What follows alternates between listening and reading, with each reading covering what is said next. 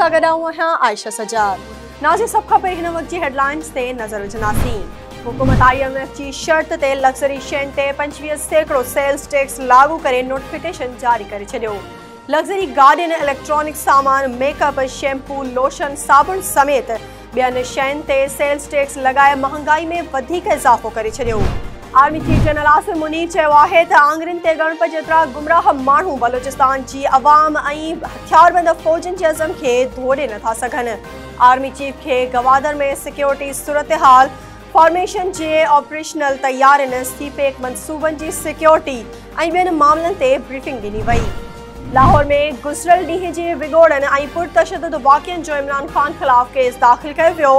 DSP Raiwind जी फरियाद ते दाख़िल करायल FIR में चयो वियो आहे त हथियारबंद माण्हुनि समेत 300-400 माण्हुनि ते ॿधल जथे विॻोड़ कया।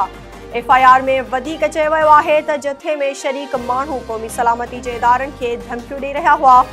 कराची जे मुख़्तलिफ़ इलाइक़नि में पुलिस सां मुक़ाबलनि में 3 फोरू मारिजी विया, जॾहिं त पुलिस 6 ॼणनि खे गिरफ़्तार करे वरितो।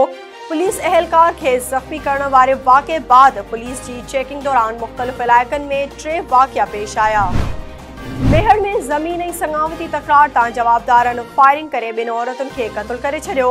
ॻोठ जाफ़र चांडियो में जवाबदार गोलियूं हणी ज़ाहिदा ऐं संदसि भाणेजी हबीबा चांडियो खे क़त्ल कयो।